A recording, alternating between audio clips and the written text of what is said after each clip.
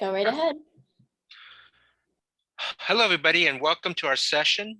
This is a question equity in design and of our urban landscape. So, hopefully you're in the right session.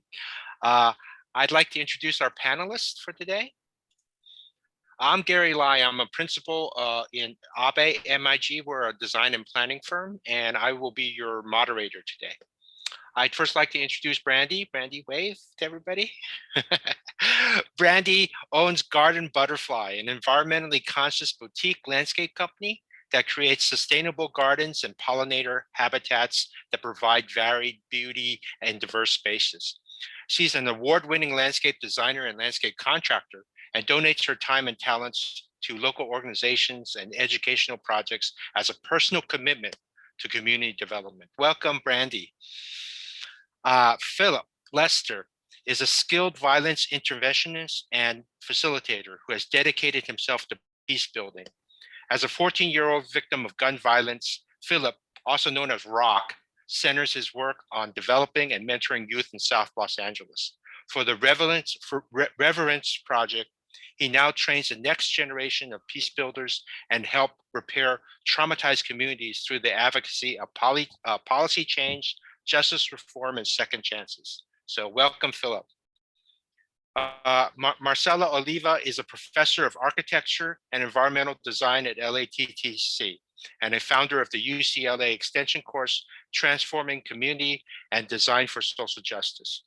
In 2018, the LATTC architecture program under Marcela's leadership got awarded the National Park Grant and first place at the Junk Battle to Design High-End Products in the Circular Economy. I love that title, by the way, at LACI. In 2019, she was nominated by the AIA for Educator of the Year. Thanks for joining us, Marcela. Wave, smile. And finally, Cassy, I mess it up, Cassy. Aoyagi. Aoyagi. I messed it up. I asked her and I messed it up. Is a LEED and CITES accredited practitioner and board member of USGBC LA and the president of FormLA Landscaping. FormLA Landscaping is a full service design, build and maintenance firm here in LA. Cassy believes LA's authentic native beauty can save LA, boosting our resilience through drought, fire, floods, slides, and the pandemic, as well as economic and health disparities. Her work has added more than 1.5 million square feet of stress-reducing, water-saving habitat to the city. So thank you very much, esteemed panelists. We are the Urban Landscape Committee at USGBC LA, and our mission is to create and protect access to high quality green spaces in the places that have the greatest impact in our community. We believe in equity and justice. During LA's great expansion from 1920 to 1960s, our population grew by over 600%. Our biased planning and land policies have created inequities that we see today, a century later. Mass displacement, slum building, and financial racism has drawn the boundaries between our city's rich and poor. This is shot at Bunker Hill in 1950. And the shot to the right is what Bunker Hill is today. And this is an example of how neighborhoods were raised in the name of progress during that time. Our famed, or perhaps we should say infamous, freeway system is no different as this quote from John Logan, who was a showrunner for Penny Dreadful, City of Angels, shows you. 100% of the freeways that were planned in communities of color were installed over the past century, and almost none in white communities. And speaking of infamous, in 1939, the process called redlining. This is probably the most infamous map in LA. It defined neighborhoods as what was good and bad neighborhoods, red being the worst and yellow being bad. As you can see from this map, red and yellow and bad are all neighborhoods and communities of color. East LA, South LA, Chinatown, and Little Tokyo. So this first question, this meeting that we're having, this talk is about open space and access to nature, right? So perhaps I'll give the first question to Marcela here. Could you walk us through the connection between public investment, as an example of lack of public investment here in redlining, and access to public open space? What is that connection, Marcela? Absolutely. So unfortunately, these neighborhoods were not only deprived from financial opportunities, but they were also from green spaces and trees. Recent spatial study identified these neighborhoods with higher temperatures. In the study of 108 urban areas nationwide, the formerly redlining neighborhoods were hotter than non-redefined neighborhoods. Some were nearly 13 degrees hotter. So for 40 years later, in 1968, when redlining is prohibited, you will be surprised, but most of the city's new master plan did not address it. So even that they knew the consequences of redlining it, they didn't do anything about it.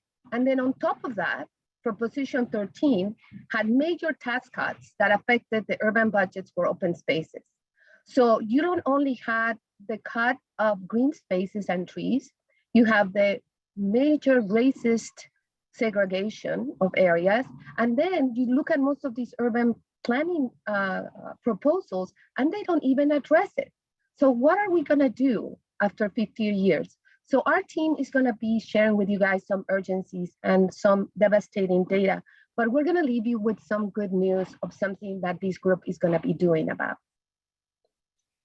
That's great. Thank you, Marcel. Phillip, I noticed you're on, but he's both muted and his screen isn't on. Leah, is there a way to unmute Phillip?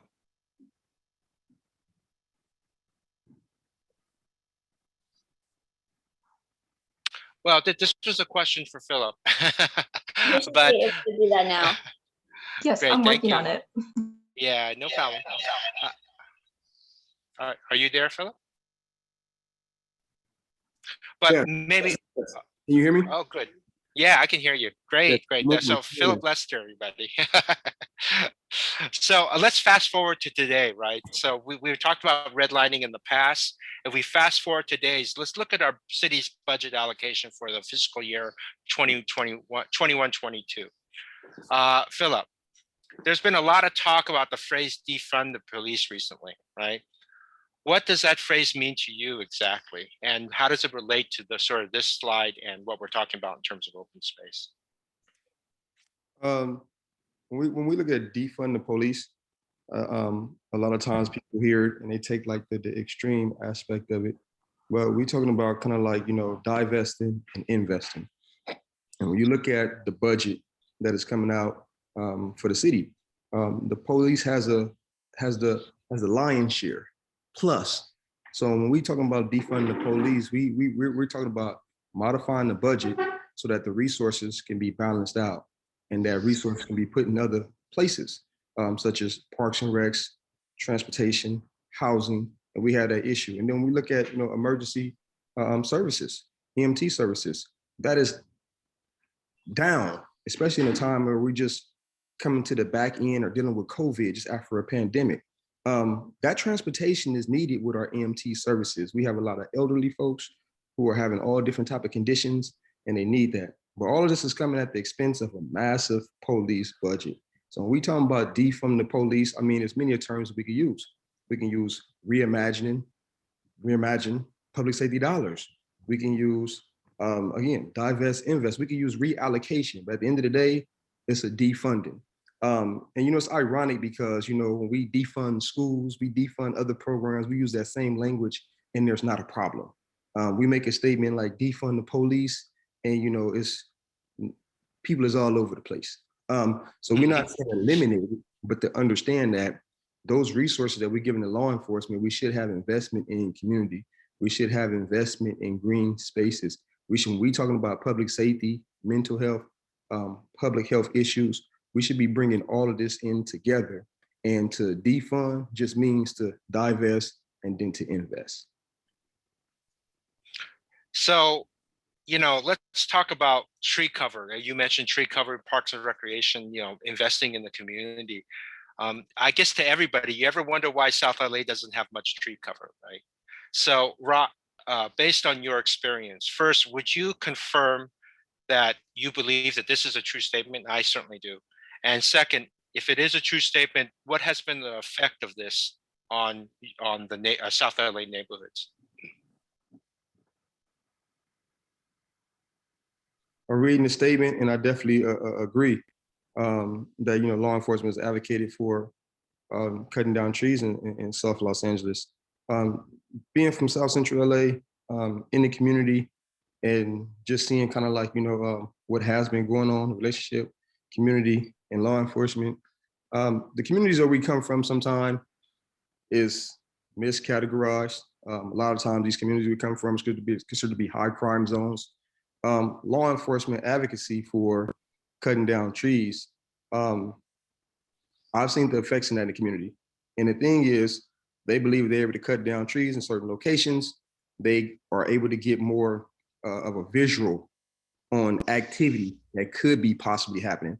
But under the 2% rule, it's like there's only like 2% of the people is inside the communities that is creating a lot of the havoc and the problems. But what happened is 98% of the population is being charged. So when we decide to cut down trees in our communities, not only are we cutting down the trees, we're cutting down communities. Because what we're doing now is turn this into like a desert, all right? And when we turn this into a desert, things were spoken on earlier as we eliminate these tree canopies, there's a lot of things that goes inside there. It's hotter in these communities, it's hotter in these houses, it's hotter in these parks. And what that does is it irritates folks. That's what he can do. He has the potential to irritating folks, changing attitudes, and sometimes, bringing folks to the point of they actually want to be violent. So law enforcement advocacy to cut down these trees is simply because they feel like they can do a better job by having trees out the way so they can actually get a visual on where people are hanging out or that they claim folks is hanging out. And the city has paid a lot of money for this. So it's not like free to cut down the trees. It comes at an expense. It comes at the community expense. It comes at the expense of mental health. It comes at the expense of taxpayers. It comes at the expense of the community. So I definitely agree. And we have seen this in many places. They've cut down a lot of trees in the projects all throughout Watts so they can get a better visual, or they may feel that people use the trees to hide behind. So we're going to eliminate your hiding space, and it comes at the expense of nature. Right. So Cassy, could you explain what a value of a good urban tree canopy is in LA? Yeah, this is a great segue. Thank you, Phillip, for just really crystallizing the damage done when we lose our trees. When we think about value in tree canopy, we're thinking about money usually, and yes, there is monetary value. And really, to Phillip's point, that monetary value has its greatest value in neighborhoods where there is no foliage. For instance, saving energy costs on energy through passive heating and cooling, adding value to real estate through home appreciation as trees grow and mature and soften and make a home and a neighborhood beautiful and walkable. It improves school ratings, having tree canopy, which also adds value, monetary value to a neighborhood, as well as increasing retail centers when it is tree lined and shaded by 20% because they're 20 degrees cooler. So that's just really the tip of the iceberg. And we love value. Everybody wants a return on investment, particularly cities. But again, that money goes into the pockets of the people who need it most when those trees are there. But then the value continues in the impact that trees have on climate. They reduce heat island. And we talked, Phillip just talked about the stress and irritability of people who are hot. It's dangerous too. There are more deaths in cities that are hotter, and again, impacting underserved area with not enough or equitable tree canopy. Trees add green infrastructure, which helps capture stormwater and reduce flooding. And again, these are concrete jungles where there's not relief for stormwater. And it also helps clean the groundwater table if we have enough tree canopy.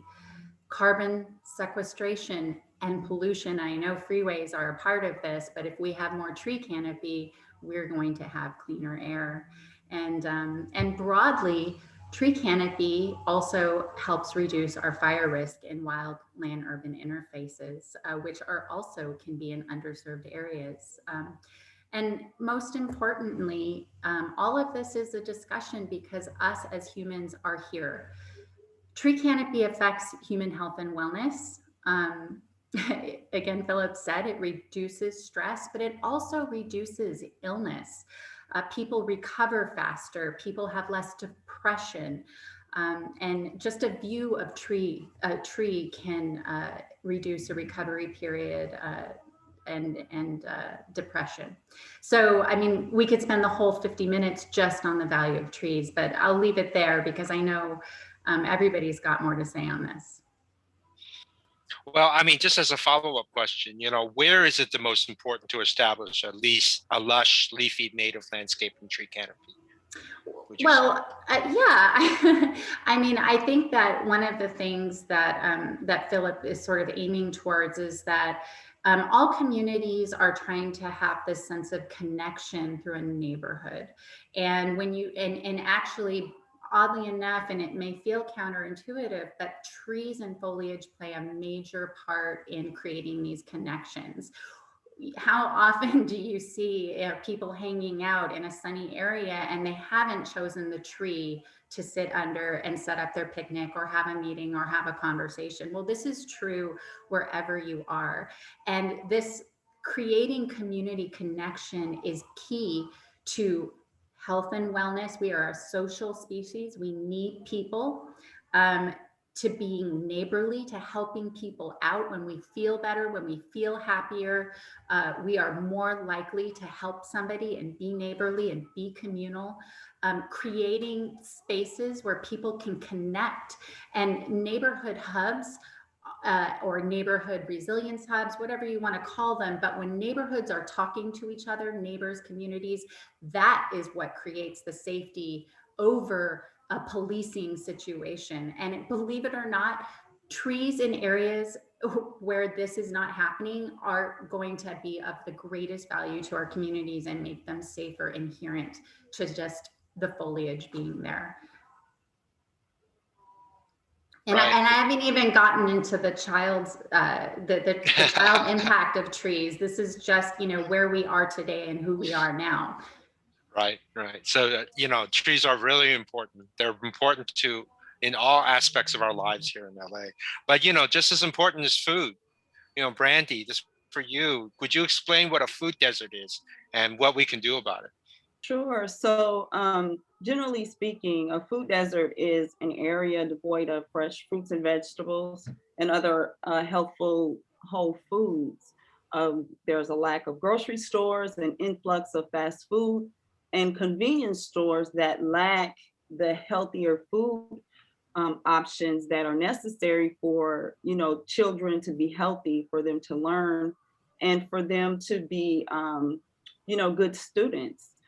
South Central Los Angeles is one of those communities. I do live in South LA. That's where my business is based.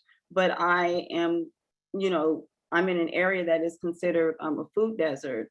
There are busy working parents. You have single parents in my area, single parent households. They're tired. They lack access to the funds to travel to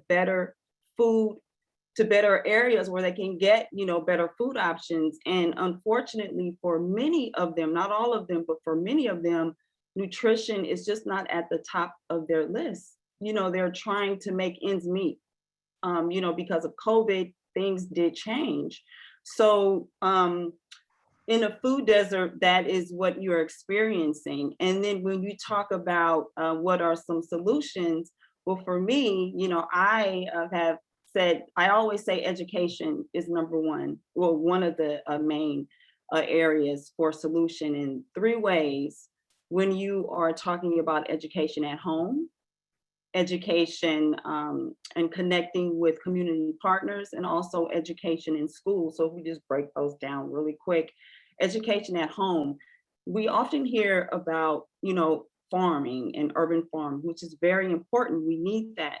But as a landscape professional in small business, I look at the importance of inspiring urban gardeners, people who, you can reach instantly, inspiring them to grow their own food. And I always talk about raised garden beds because it's easily accessible and they can afford that. So education at home, inspiring, these parents and children just to grow their own food. If they only have a balcony, you can still grow your own food in pots. So they need to really understand how important that is. And if you have access to land, and when I say land, if you're owning your home, there are a lot of homeowners in South Central Los Angeles, less than 2,500 square feet. You can build a small garden in your front or your backyard. When we move to community partnerships, so I'll just speak of, my experience. What I've done, I've just taken the initiative to change my yard to a teaching garden. So here in South Central LA, my neighbors, once a year, I just have a program where just people come, I walk them through the yard so they see how a Mediterranean garden here in South Central LA, because this is the climate for it. So I give them an opportunity to see it, right within reach, growing food for pollinators and growing food for themselves so they can see how easy it is, but how you have to make that connection with nature. It's not just food for you, but we need the pollinators in order to pollinate the food that we eat. So, and then when we talk about community partnerships and education at schools, another example, I partnered with a local high school in my area where they have a great parent organization. They invited me in to assist them in establishing their garden. They had 6 garden beds, and instead of just creating all food, what we did was we incorporated 2 of the garden beds as a Mediterranean climate garden bed, to provide for the pollinators. And then the other 4 were for food. So the students had an opportunity to see how the garden works, how nature works, inviting in these pollinators, taking the food home with them that they grew. They grew this for themselves. They had garden meetups. They started their first garden club at this school. And also it was an opportunity for an outdoor classroom. Now, even though COVID hit, it put a dent, but we're going to get growing again.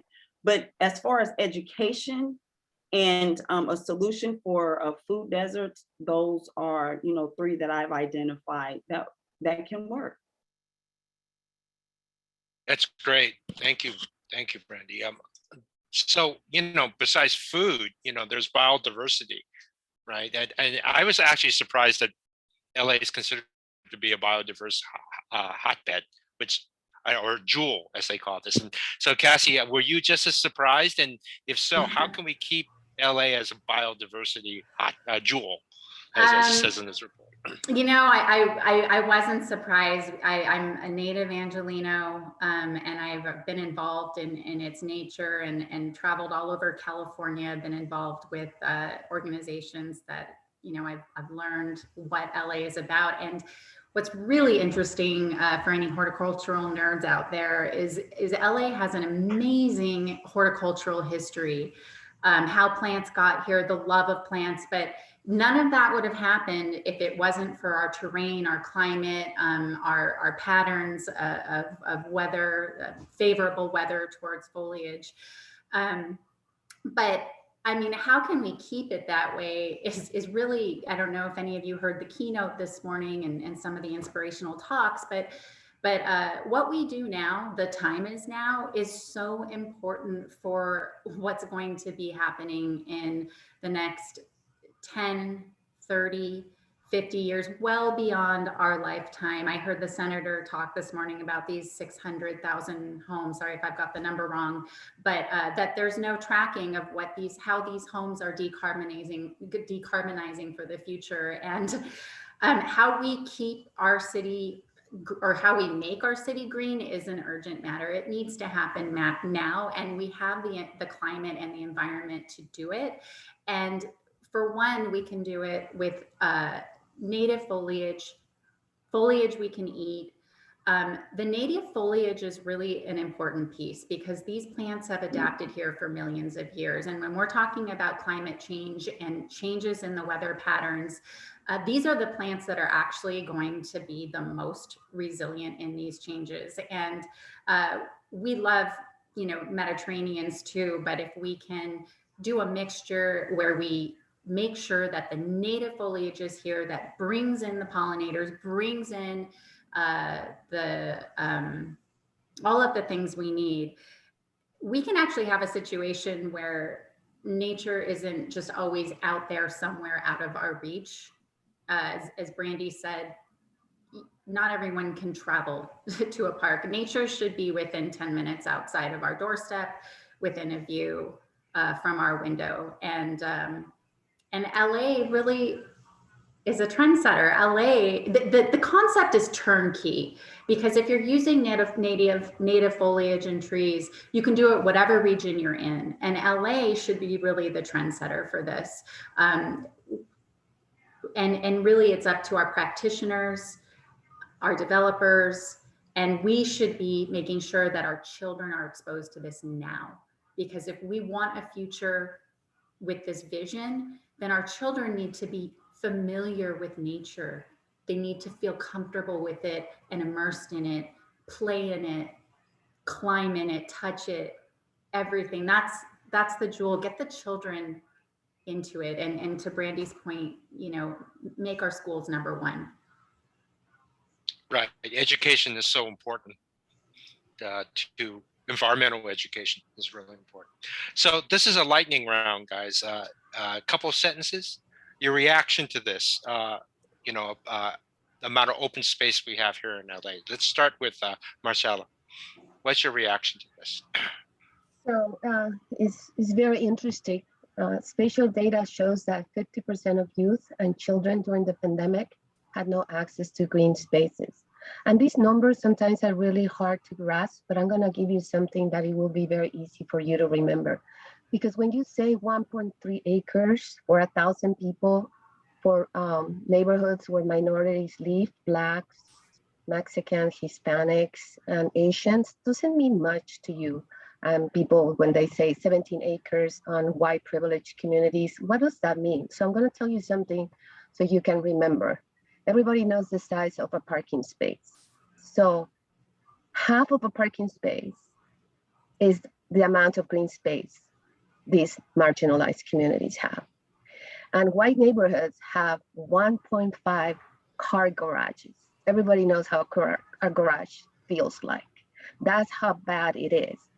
But on top of that, we do have a lot of open space in LA, but it's just not greenified. We have a lot of leftover spaces, open lots, long vertical walls, concrete walls that we can greenify.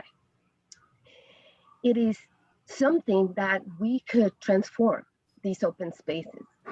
We basically have two things. We have scarcity, and then the little parks that exist in low-income neighborhoods, they're very scary to go because they're full of crime, they're abandoned, and actually they are not culturally connected with the community. So these visuals are challenging and are culturally shocking, but this group is embarking in an unprecedented collaboration that we'll speak in the next few slides. So this open space hurts everybody. On the Great, next thanks, slide. Marcela. Yes, thank you. Phillip, your reaction to this? You're on mute. Yes, I'm unmuting. It's just to consider it. It's the disparity. And also in a sense, in my opinion, some of this goes back to like, the redlining and also the budgeting. When it comes to communities like ours, like there's not the investment. So when we talk about redlining it being something that was salient before, it's a little different.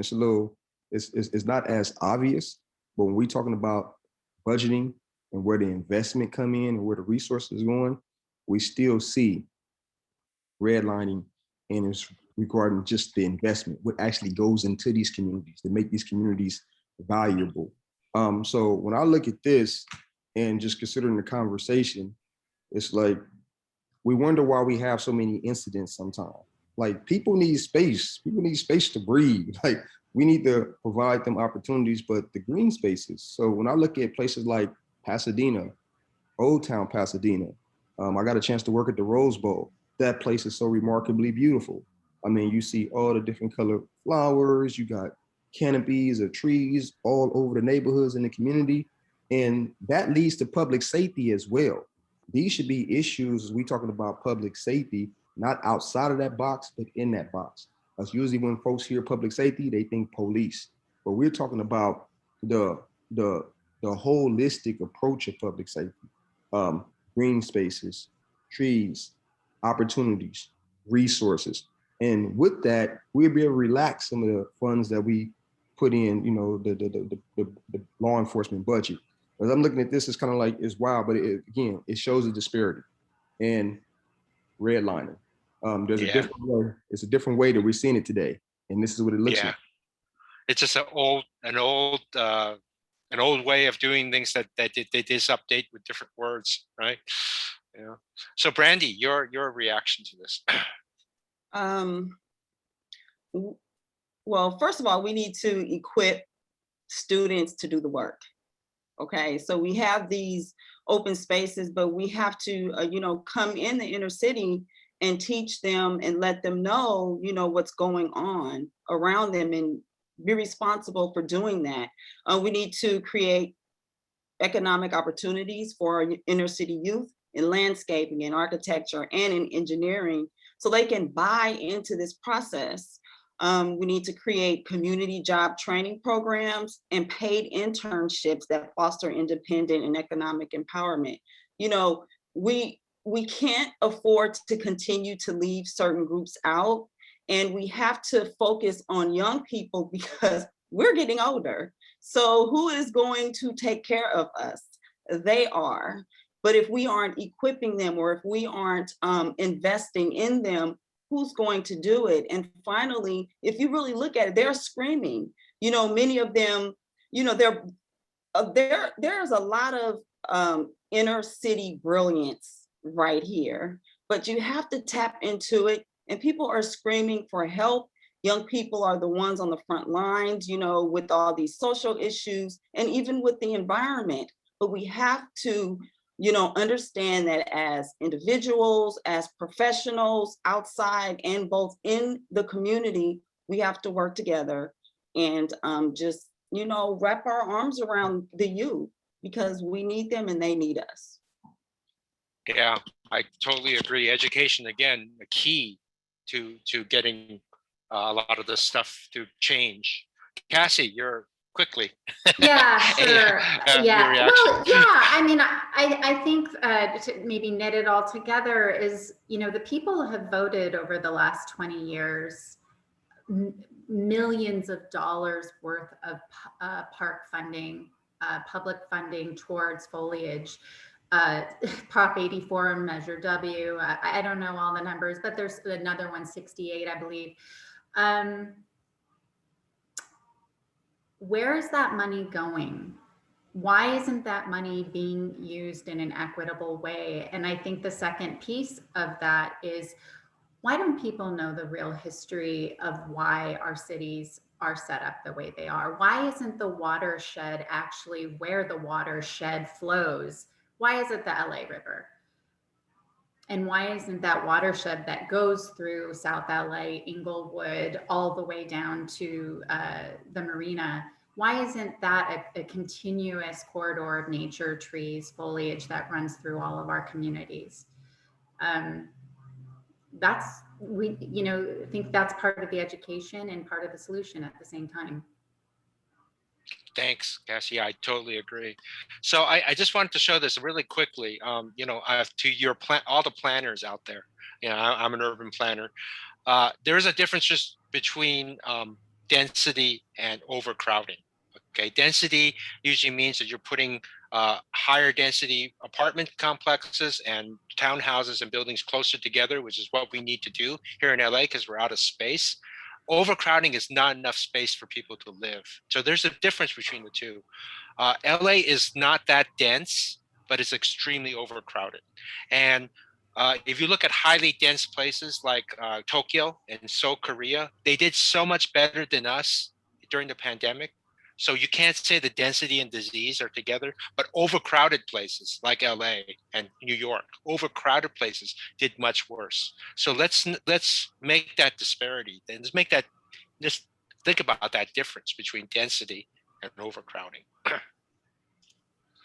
Marcela, these are your great slides. So take us through the next couple of ones. What is the lack of open space doing to us that this slide is trying to show? And I think we talked about it already, but let's take it home for us.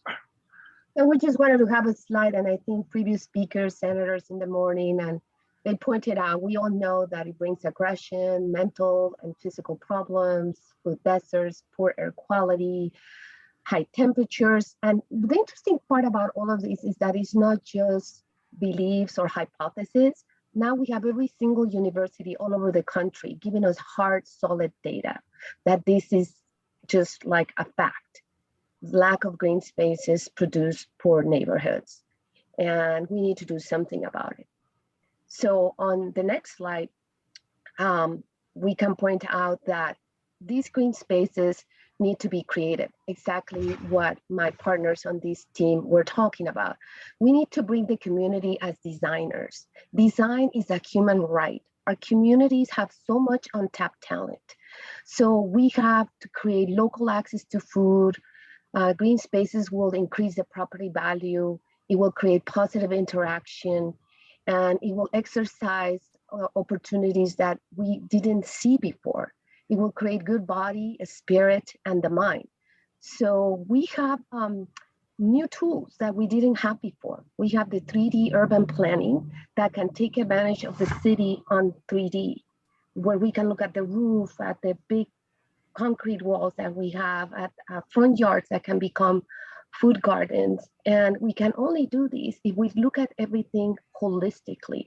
And that's why the United States Green Building Council LA chapter is really a unique platform, because it's the only one that doesn't only look at water or energy or community. It has to be an ecosystem. We have to learn from nature that it has to become a balanced structure where all of these are taken into consideration. I want you to remember something that is transforming everything. I learned in a recent class I'm taking called Extreme Learners. We are more, we know more, and we live longer. And the innovation on our green spaces is really the key for our resilience, our success, and a happy LA. LA has the responsibility as the mecca of design to create a new model that makes the old model obsolete. Great, Bucky. We are here. This group invites you to participate, to be involved, because it will become unprecedented. We have the energy, we have the open educational resource, never than ever. We have so much opportunity, and I have great hope with this community and all of you listening to us today. So Cassy, why don't you take us home? Yeah. Sort of this last slide. So what is USGBC LA's Urban Landscape Committee, and how are we going to help our community?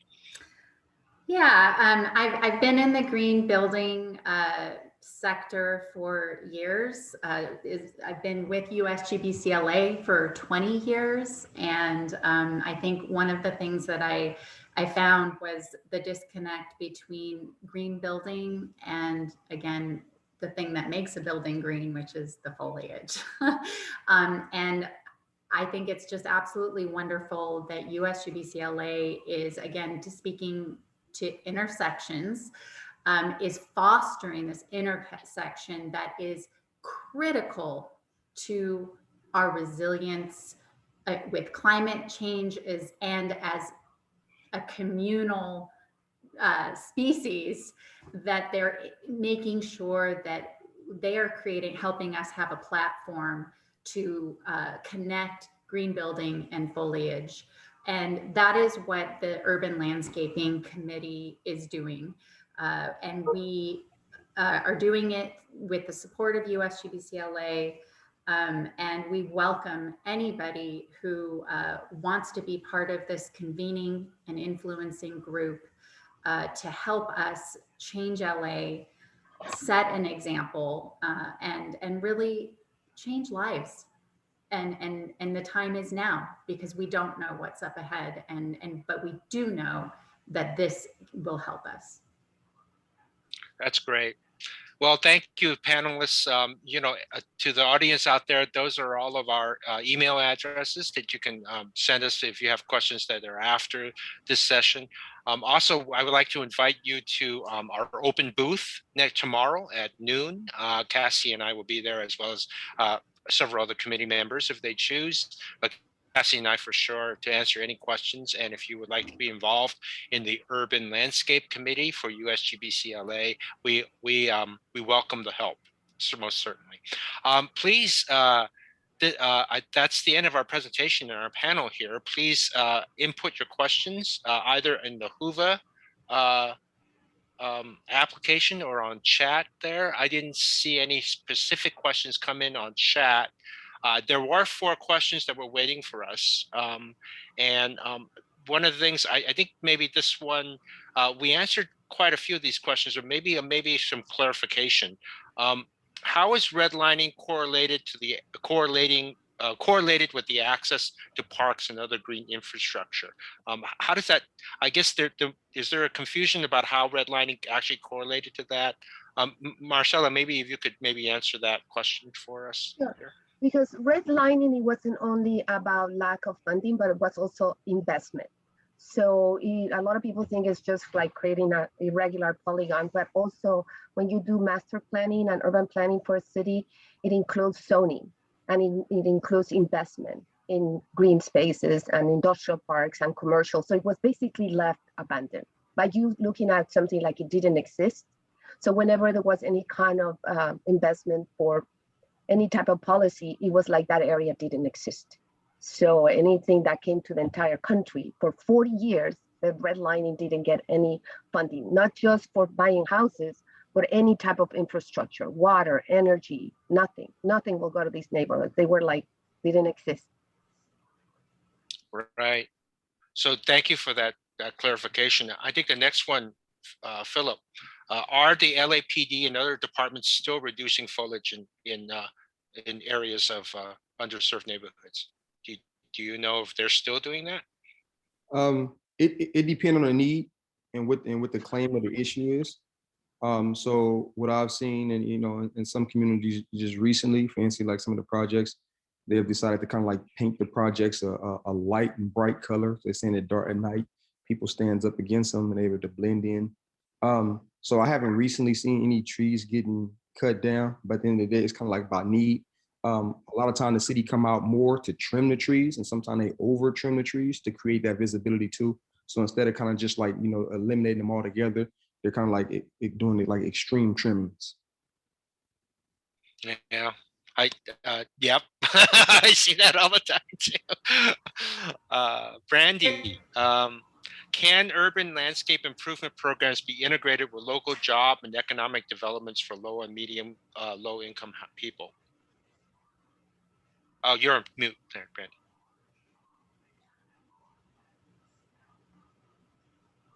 Yes, sir, and yes, ma'am. Whoever asked the question. I don't know. No, they should, and we are looking for that opportunity. It's exposure. So if you are a landscape professional, and if you are, located outside of the inner city, you can, connect with, I'll give you an example, a local high school or junior high school. If you're creating a plan to build a park, a good idea would be to connect with a classroom, a science teacher, or just, you know, the principal or head of any of the organizations at the school, and see how you can pull some of those students so they can be a part of that planning process. And once they're a part of that planning process, is there an opportunity for them to put their name on the dotted line with yours? And then if you're building that park, when you do the ribbon cutting for that park, those students should be there. And then if there's a plaque at the park, those names of the students who participated in that design, their names should be on that plaque. So it's just about being all-inclusive, exposure, and then providing pathways for education for those who want to go to college, you know, to be an architect or an engineer. And then opportunities for those who, you know, they don't have the capacity to go to college. That's not what they want to do. But getting them to understand that there are other avenues to this. You don't need a 4-year degree to, you know, be successful in the green industry. So there's opportunity. For those of us, you know, who know how to do it, or though if you've been in the industry for years, you know better than me, you know, so, you know, connect with me and I can, you know, just like be an avenue, or someone like Phillip or Cassy, or even Marcela. Just connect with us so you can understand what's going on and how we can better assist the youth. Absolutely, absolutely. Marcela, you had your hand up and then you put it down. Did you have a comment or? And I'm not getting a lot of private questions, and I just everybody's saying how, they're asking me. So that's why this last slide, I don't know if you guys are familiar with the new map called EcoMap that the USGBC LA chapter that points out all the green buildings under multiple certifications. We are planning something unprecedented, really, to bring people, places, project together. We have now 3D urban planning tools we didn't have before that are more affordable, doable, and also managed by our local communities. So please be part of the thinking tank. We are at the very beginning, where we're gonna have something as big as that eco map for buildings. We're gonna have it for eco map green spaces in LA.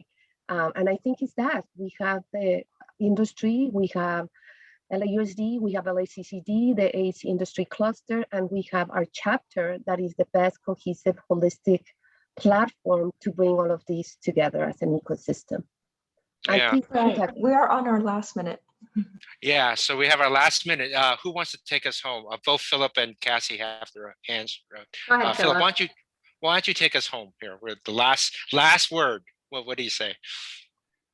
I just say that it's important that folks, you know, getting a part of the process, especially like the budgeting process. We need more participatory budgeting. We talked about funds being allocated to, you know, parks and recs and for green spaces, and we don't see the money. And that's because you have the power of modifying budgets. A lot of times the budgets are modified. Funds supposed to be for one thing, and it's modified and it goes somewhere else and it's displaced. And I just, you know, encourage folks to get involved. And we need to have a more process that's transparent, to where we're actually hearing from the people and the voters to say where we want money spent and what we really want the investment on. Because green spaces and nature is essential to public safety, and it should be considered. Thanks. Thank you, Phillip. I think that was a great end piece for us. Thank you, everybody who has joined us today for this panel. Thank you, panelists. I think you guys are awesome. Please come visit us to keep the discussion going at our booth on tomorrow at noon. Also, there's a session on Magic Johnson Park, which is right in the middle of South LA, that we just finished at 10 a.m. So I'm making a plug for my next session. So anyway, thank you, everybody. Appreciate it. Great conversation, and have a good rest of your conference. Thank you, guys. thank you, Gary. You were fabulous. Thank you, team.